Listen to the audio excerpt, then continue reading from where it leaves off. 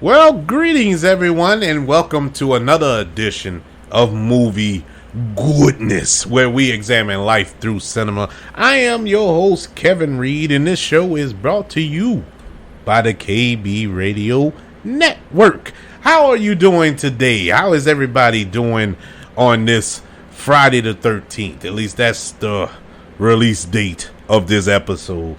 I'm doing good. I'm doing actually pretty excellent. I feel good today. You ask me that tomorrow, that may change, but I feel good today. And we're going to talk a little controversy today. We're going to get hard and heavy in some touchy subject, I guess. It's a touchy subject. And I know initially we were going to push back and do our Mother's Day edition episode, but I said, you know what, Mother's Day had passed. You know, I missed the boat, so we're just gonna continue up the river, swimming. The boat is gone. It has left the port. We're just gonna circle back next year, God spare, and talk about the mothers, but in a weird, kind of freaky twist of a way. This is kind of a mother's type thing today. As freaky as it sounds, because we're going to talk about the most controversial thing that's currently going on in the United States. I know the world has bigger issues, but in the United States, this is on every channel, every news outlet. Everybody is discussing the issue of abortion. Yes, we're going to discuss abortion today, and I'm going to give my humble editorial on abortion. And quite honestly, I don't feel qualified enough to really get into the abortion issue, but it's such a hot topic, and it's such a touchy subject with people that I could not just I couldn't resist. Honestly, I couldn't resist. We have to talk about it. And I'm going to give my opinion on how I feel about it. And it's going to rub people the wrong way. You can best believe that. And I'm fully prepared for that. I knew this going in. And so it's all right. I love y'all anyway. So, yes, we're going to talk about that. Then we're going to get into a film review. And the review is Juno. We're going to talk about that Oscar-winning film, which I enjoyed.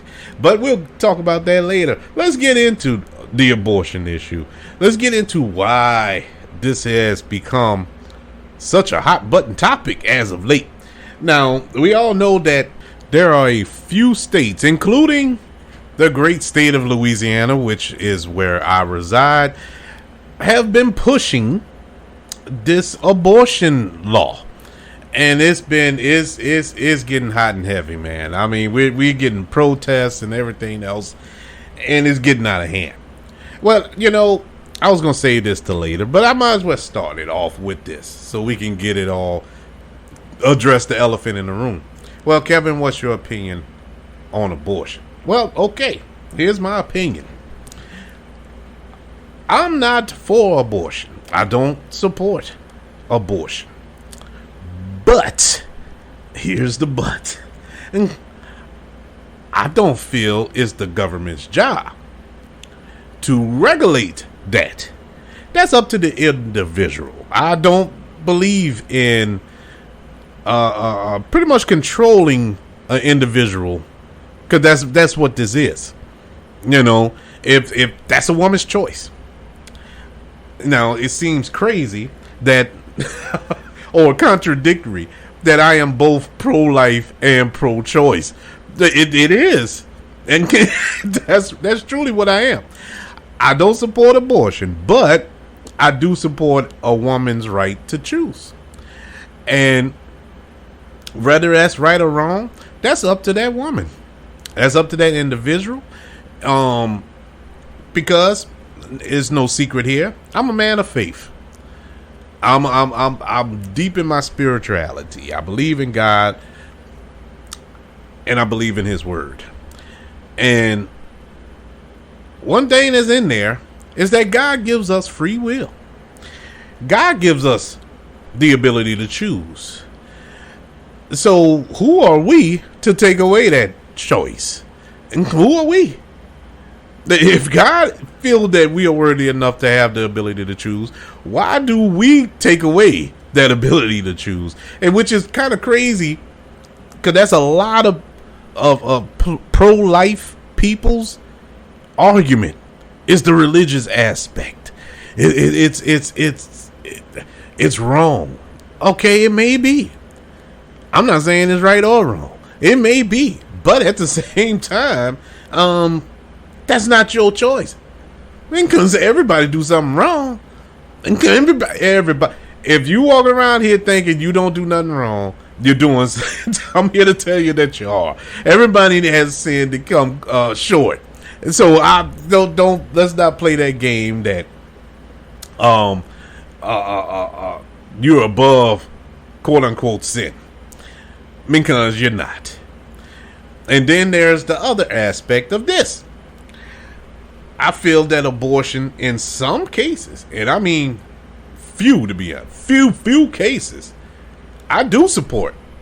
I think about the matters of rape, when a woman is raped and is impregnated from that rape. Okay, I can understand that. I believe in that abortion thing when it comes to a woman, and it's a health issue. It's a life or death issue. If they go full term with the child, I can somewhat understand that. You know, because I can't imagine being put in that situation where you have to make that choice. It has to be pretty rough, but I can understand that. You know, so to take that away, or there's a chance for a mental health thing. The baby, I don't even know how they detect that. So I'm gonna scratch that, because I still don't understand how they detect that. They say they did that, they can, and they prove that they had. I can't understand. So I'm not even touching it. Anyways, yeah, there are some exceptions to those rules. That's why I am not hard nosed just against abortion. Because there are understandable circumstances to why you should get an abortion. Now, at the same time, the good suffers for the bad in a lot of cases. I think a lot of people, and I've known them, I've talked to them, I've heard from them, and that have had abortions simply because they just did not want to have a baby. No other reason than that. They just didn't want to have a baby. It's nothing health wise, nothing that is that will put their health in jeopardy and whatnot. It's just that they just didn't want a baby. And I think that's wrong. That's the part I don't support. It's an act of convenience for them. And the baby ain't the baby's fault. And then you want to get down that rabbit hole of what do you consider the moment? Is it the moment of conception, or is it the moment of birth, or is it 2 or 3 months into the pregnancy or something? I don't look. I'm not getting into that, because honestly, I can't tell you. I can't tell you yay or nay to none of that. I think you drawing straws there, to be honest with you. But yeah, that's my stance, and it's always been my stance. I don't 100% agree with it, but at the same time, I don't 100% disagree with it. I guess you could say I'm straddling the fence on it. I can understand in a lot of cases. I really can. I get it. But in some cases, I'm like, nah, that's not right. That's not, just because you don't want it, or because I know, and I know this for facts. I know this for facts because I talked to the individual. They cheated on their husband and got pregnant from the dude, the little side dude, and didn't want the husband to find out, so got an abortion. Y'all tell me. Y'all tell me, does that make sense? You know, that just doesn't make sense to me. You're wrong. You're wrong. So I don't know. Anyway, that's my feelings. You know, some cases no, in some cases yeah. Let me try to put it like this. Let's look at murder. And I know this is an extreme metaphor, but hear me out. You shouldn't kill, right? I mean, that's not good. That's not good. You shouldn't kill. But at the same time, in some cases, when you're defending yourself or you're defending your family, something may happen that you may have to kill somebody, especially if your family's involved, your children's involved, and you know, you're trying to protect them, and the only way to protect them is to kill somebody. Now, I ain't advocating it. I ain't saying, go out and kill somebody because they threatening your family. Oh, Kevin said it was all right. No, I'm not telling you that. I'm not telling you that. I'm just saying in some cases, the situation may get out of hand and you kill somebody. Now, is that right or is that wrong? I would say that's you in your right. You know, you're defending yourself. You're protecting your family. Now, if you haul off and just be a crazed serial killer, you're wrong. And, you know, that's why every murder isn't just flat out wrong. You know, because I don't look at protecting your family as murder. I'm looking at it, you protecting your family, self-defense, or whatever the case may be. And, you know, so that's how I kind of quantified in my brain. But at the end of the day, no matter what side of the fence that I sway, I always feel that is a woman's right to choose. That's their choice. Whether I agree with it or disagree with it, it's that woman's choice. It's their choice. You know, I could just not agree with it. You know, but, you know, because I do things that a lot of people don't agree with what I do. I mean, that's reality. There are things you do that people don't agree with.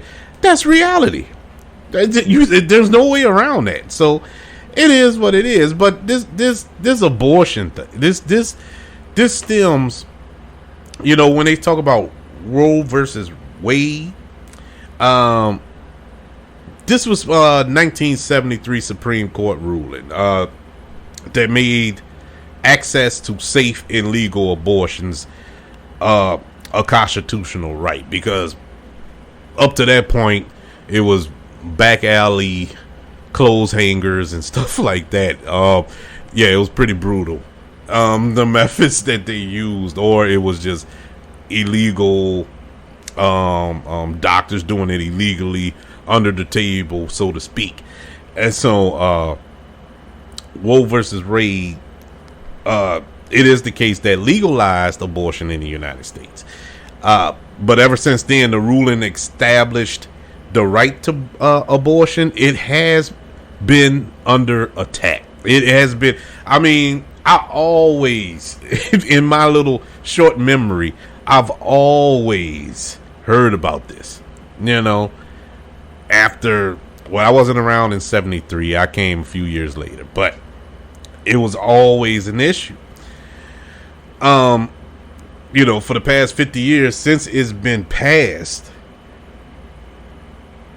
even with a constitutional right to abortion in place, politicians has enact dangerous restrictions that make abortion nearly impossible for many people.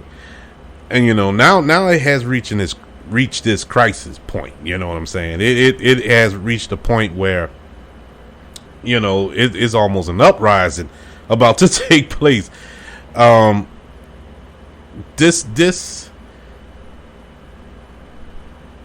United States Supreme Court has allowed a radical abortion ban in Texas. You know, a Texas Senate bill. They allowed it to stand, and this is where it all started. In Texas for me, at least that's when I first heard about it, when it really started to ramp up. Like I said, I've been hearing about it for years. Everybody has heard about it. It's been on the news about this abortion. People trying to ratify that Constitution, their constitutional right to abort.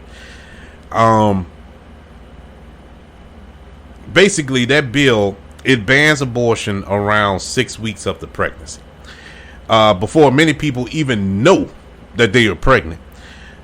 And it has a sue thy neighbor scheme that encourage any person in the state to sue people who help anyone that gets an abortion.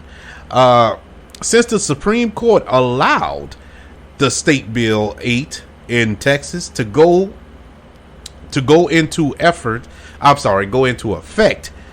on September the 1st, stories of heartbreak, chaos, and crisis have come out of Texas. People who have the resources are forced to either travel long distances to get an abortion or remain pregnant.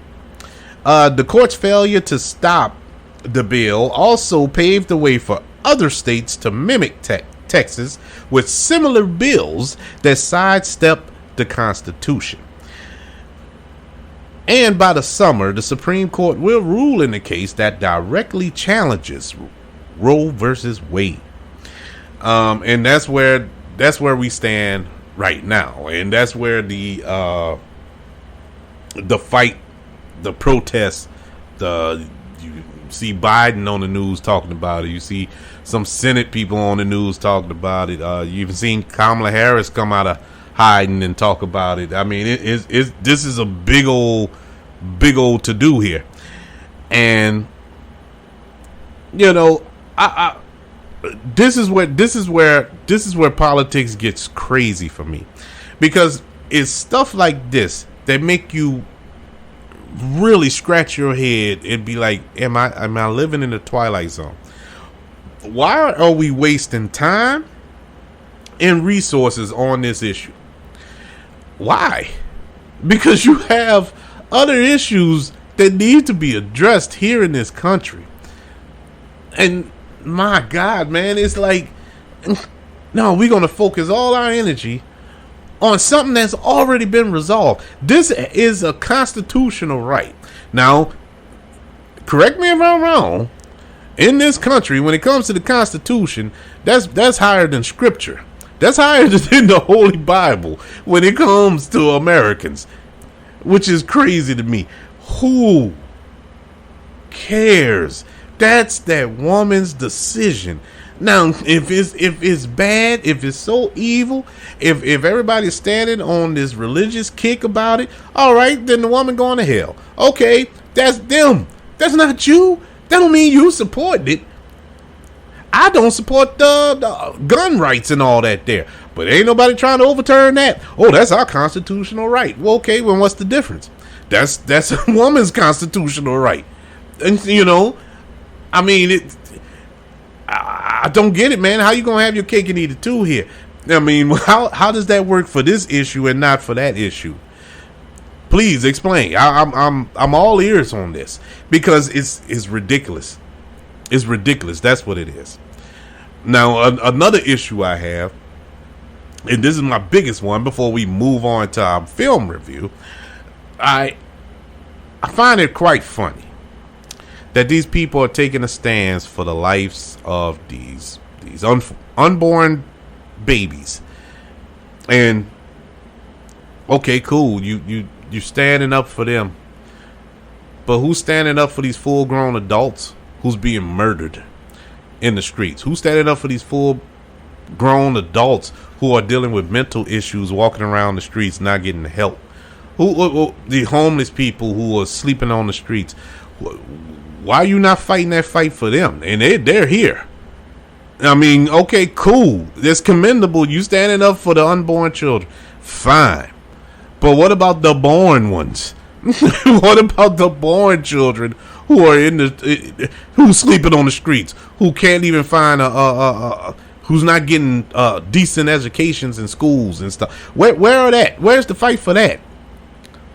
I don't know, man. It's frustrating on so many levels, and it drives me up the wall because I feel like I'm the only one that sees this, you know. And I feel like I'm literally trapped in the Twilight Zone, honestly. And but whatever, man. Whatever. Let's move on to our film review because I can fuss and argue and cry about this all day because it is a serious issue. Honestly, it is serious. And my humble opinion, as I stated before, as much as I'm not 100% supporter of abortion, I am a 100% supporter of a woman's right to choose. No matter how hypocritical that may sound. But that's just my feelings. And until that changes, you know, because I've had a lot of opinions of mine that I was starch behind, the stone cold. It was locked in. I'm not changing my opinions, whatever. And I've come around on a lot of stuff recently. So I'm growing. I'm getting wiser now. So my opinions are shifting in a lot of ways for a lot of issues. Maybe this will be one of them, but this one hasn't moved for me.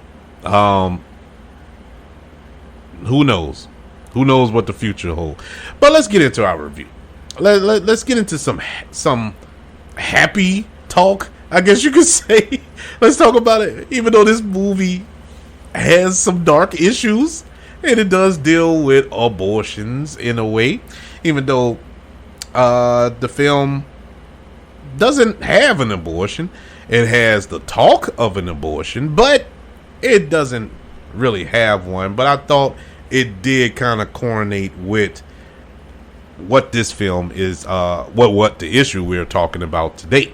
And it is Juno, the 2007 American coming of age comedy drama directed by Jason Reitman and written by Diablo Cody. I liked this movie. I really did. And this is not my particular style of movie I like to watch. I like comedies. I like coming of age comedies, but around this time in 2007, I had moved on from these type of movies, but all the hype behind it, I said, let me watch it. Went and rented it, and I thoroughly enjoyed it. Honestly, people, I thoroughly enjoyed it. I thought it was one of the best movies of that year.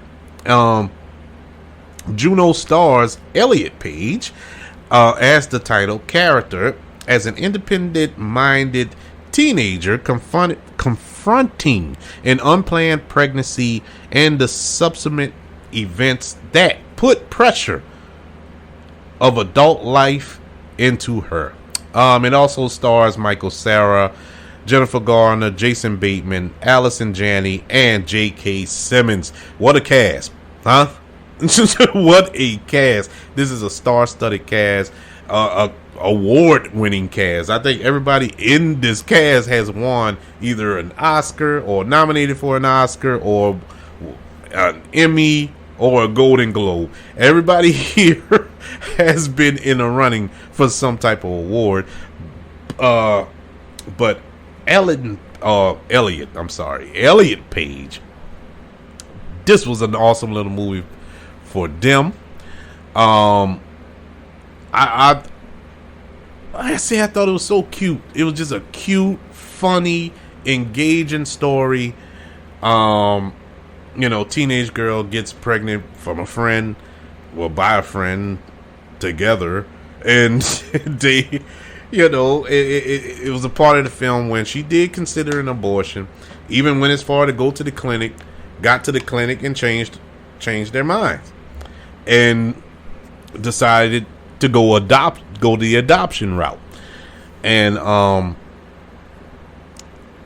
know around that time you had a lot of pro-choice people, anti-abortion people, abortion rights people, who in some form or another championed this film for its stance. But I don't think the movie was really trying to make a stance on either issue, at least either one of those issues. I thought it was more of a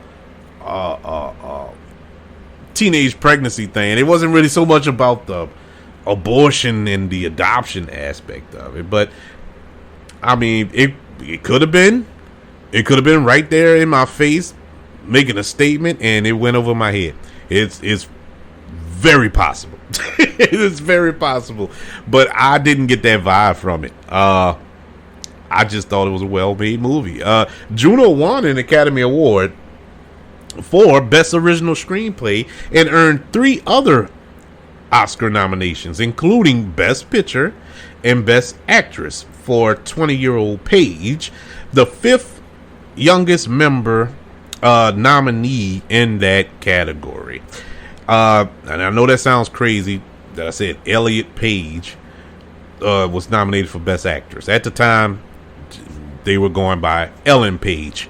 Now they are Elliot Page. So it won't be any confusion, because I was. And even though I knew the situation, but the names were kind of throwing me off. But it is what it is. But an awesome performance by everybody. I enjoyed all the acting.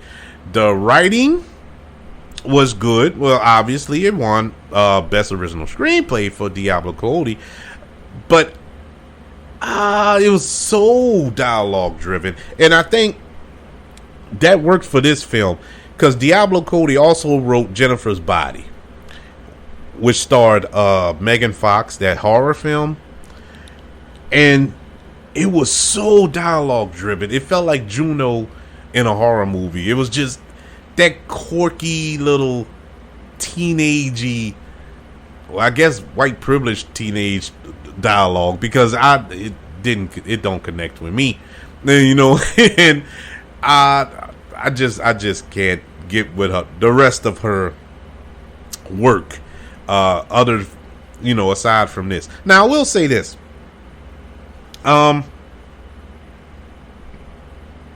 Jennifer's Body kind of turned into a cult classic for me. I as of late, and I've seen it recently, I have a different opinion about it. I guess I'm going into it with different eyes. You know what I'm saying? Like, okay, I know this isn't a hardcore horror like I thought it was when I first watched it, or went to go see it the first time. I thought it was going to be just a hardcore little teen horror film, you know what I'm saying? But it wasn't. It was a comedy. Actually, it was pretty funny, and I didn't find it funny the first time, but I actually laughed a few times out loud the last time I watched it, and I enjoyed it.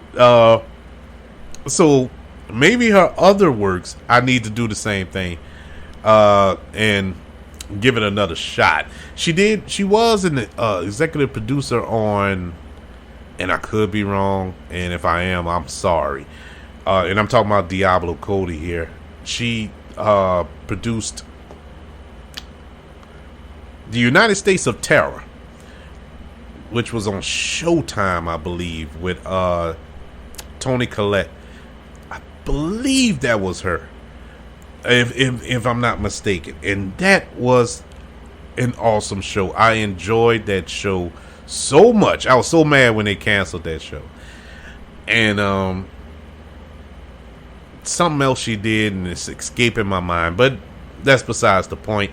She is a good writer. At one point I thought there was just a flash in the pan. All the rest of her stuff was kind of like me, but I guess I was immature at the time when I saw them, because now I enjoy her work. But Juno, loved the chemistry between Elliot Page and J.K. Simmons. Of course, J.K. Simmons can do no wrong in my eyes, who played Juno's father in the film. Jason Bateman and Jennifer Garner, they were the young parents who was going to adopt the baby, and I loved the interaction between them. I mean, it was all around good. All around good. Jason Reitman, who is the son of the late great Ivan Reitman. This was my first introduction into him as a director, who later on went on to direct a few other good movies, including just last year's Ghostbusters Afterlife, which I kind of enjoyed that. I enjoyed that immensely. But yes, this was an awesome movie. I think it is one of those movies that you have to go back and kind of watch it again. If you've seen it in the past and it didn't kind of connect with you, it's one of those films you need to watch over and over again to kind of really get it, get in the right frame of mind to watch it. And I was just lucky enough, the first time I watched Juno, I was in the right frame of mind. And so I got it and I received it, as per Jennifer's body when I wasn't in the right frame of mind. And later on down the line, I watched it and I enjoyed it. And so it is an enjoyable film. I think it is one of the best movies from Elliot Page. I don't think they made anything as good as this. Even Umbrella Academy, which I love the Umbrella Academy on Netflix with Elliot Page. But Jason Reitman, he only got better from here. Like I said, Diablo Cody, kind of hit and miss with her work. But everything else was kind of, it was just up and down. But I wanted to bring up something that happened around the time of this film's release that was just, I would say, hilarious, if not sad. It depends on how you look at it. But there's something that happened just maybe a year after this movie came out, and they called it the Juno effect, and they were blaming this movie for this outbreak that took place at this at this high school. And I really scratched my head like, y'all blaming this movie? It reminded me of back in the 90s when Boys in the Hood and Menace to Society and Juice and all those movies came out. And they were blaming those movies on the violence that was taking place in the black communities. Violence been in... that was long before those movies came out. But that's what they blamed it on. Or the gangster rap music that fueled the black community to go out here and commit violent acts, which is not the truth. If you ever sit down and listen to it, the rappers were just speaking what was going on. They weren't encouraging nothing, but whatever. But this movie, shockingly, had the same effect. In 2008, after 17 students, and I know y'all heard this story because I remember it vividly. 17 students under the age of 16 years old in Massachusetts, in a Massachusetts high school, became pregnant at the same time. Time magazine called it the Juno effect. Time stated that some adults dismissed the status as an outlier, where others accused films such as Juno and the film Knocked Up for glorifying teenage pregnancy. which was hilarious because there was no teenage pregnancy in Knocked Up. It had nothing to do with it, man. But whatever. Yeah, they blamed the movie. They didn't blame they teenage daughters for getting pregnant. Now, at the time, my girls were little baby children, so it didn't really affect me. But now, I have a 20, well, she's about to be 21. I have a 21-year-old and a 19-year-old. About to be 19-year-old, rather. And I'll just sit back and I think about my children. You know, how would they be? What if this was happening at their high school when they were in high school? And what? I don't know. I wouldn't have blamed the movie, but I've been hunting down that fool that got them pregnant. Oh yeah, me and him are gonna have a sit down. We gonna have a chat. But yes, 17 girls in this high school, in this same high school, they had a pact, and they all got pregnant at the exact same time. You know, I would love to, which I probably will do after this show is over. I want to, which is bad producing on my part. I probably should have did it beforehand so we could have talked, so we could talk about it. But I would love to do some research and see where are they now? Where are those kids now, and how? Because apparently, I guess all the babies are 17 years old now. They probably all graduated high school this year or about to graduate next year. So that's an interesting follow up. I would love to see that where they're at this point in life. But yeah, man, they blamed the movie. Why couldn't it just been, they're stupid teenagers and do stupid stuff? I mean, that's what stupid teenagers do. I was a stupid teenager. Thank God I didn't get nobody pregnant, because that would have been a mess. But yeah, man, I don't know. And around that time, I know there was a big thing. I think it was it McCain? Yeah, it was McCain, because Sarah Palin was his brother. Yeah, they were running.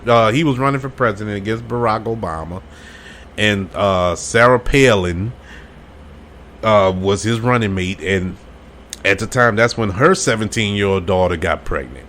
This is why they were all speaking out against the movie, talking about teenage pregnancy and all this other foolishness. And her daughter gets pregnant at 17, but they had to spice it up, politicize it and make it like it wasn't a thing. But whatever. It's just, like I said, it happens. It's high school. When I was in high school, I can count. Man, I can't even remember how many girls were pregnant throughout high school. I know one girl, she got pregnant every year. From freshman, sophomore, junior, senior year, she got pregnant every year. I don't know how many children she have now, but good Lord, it blew my mind. Because every year, first day of school, we get there. Excuse me. We get the first day of school. Here she comes. She's pregnant every time. I'm like, what you do? Your parents need to lock you up for summer, because you get pregnant every single year. It's amazing. But anyways, I can't even remember her name. I can't remember her name. Oh man, it wouldn't help anyway. I wouldn't want to say it on here. Y'all might look her up. But anywho's, but yeah, Juno gets a rating of a B+. It is a really, really good film. And I think there's a lot of lessons to be learned from that film. It's not, in my humble opinion, maybe I need to watch it again, but I don't think it sways either way. I don't think it's pro-choice or pro-life or pro-whatever. I think it's pro-Juno. It's not that type of movie, but everybody used that film as a showcase for their particular cause. And it was ironic because both sides used it. It was so ironic. I'm still baffled by it because I just did not pick up on it. But yes, Juno gets a B plus. Yeah, that's my thoughts, people. I honestly feel that a woman should have the right to choose. I think a woman earned that right. I mean, it's a woman. Whether you agree with it or not, that's up to her. It's up to her. Now, another case, and I want to say this before we head up out of here. Another upsetting one on the side of pro-life with me would be when a woman who's married or in a relationship or whatever and decides to get an abortion without discussing it with her male counterpart. I've heard stories of that as well. I think that's so wrong. I really do. That is bad business, man. I'm not saying that is, you know your body more than you know who you are or whatever the case may be better than anybody else. But at least run it past the fella before you do it. You know what I'm saying? Because who knows? Who knows? You know, maybe he's, I don't know. I just feel that's kind of disturbing to me. You don't even tell the guy. And, you know, like I said, I know somebody who went through that. And I felt bad for the dude. I was like, man, that's messed up. You know, I mean, he was hurt. I think if I'm not mistaken, I think they end up getting a divorce. Cause they were married. They were married, and she just did it because she wanted, she didn't want to be pregnant. She didn't want to have no more. I'm sorry, any children, because he didn't have any, and he really, really wanted one. And I don't know if they discussed it or not. I don't know. I'm not even going to speculate in what was the reason why and this, that, and the third. But yeah, he was really crushed by it. And I felt that was wrong. You know, maybe you could have talked to him or whatever. Maybe you could have swayed his decision. You know, and like, okay, I understand, babe. You know, or something to that effect. No, you just took it upon yourself.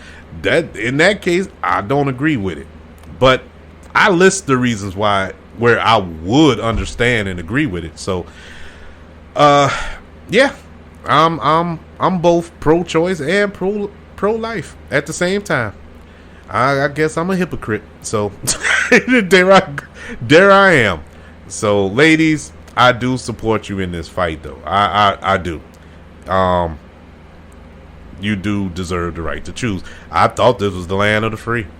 I thought, even though nothing here is free, freedom ain't free. There's nothing free here. But you know, it is what it is. So that's the show. What's your feelings on the show today? What's your feelings about the movie Juno? Email the show. kbradiopodcast@gmail.com. Also look me up on social media, whether it's Facebook, Instagram, Twitter, TikTok, YouTube. Just look up KB Radio Network. Also, ladies and gentlemen, if you're listening on iTunes or Apple Podcasts, don't forget, leave those 5-star ratings, leave those reviews. It helps the show out tremendously, as well as all my Spotify listeners and other listening platforms. Don't forget, you can share and follow the show. Let everybody know you listen to the KB Radio Network. It's been an honor, privilege, and joy to speak with you this evening about this hot button issue. Pretty sure I'll ruffle feathers. Look, we all have opinions. We all have our own views of certain situations. That's just mine. Doesn't mean that, if you don't agree with me, that we're enemies. We just got different views. And that's how we should treat each other. Respect everybody's opinion. I respect yours. That's why I love you. And I want you all to continue to love one another. And until we speak again, you all be blessed.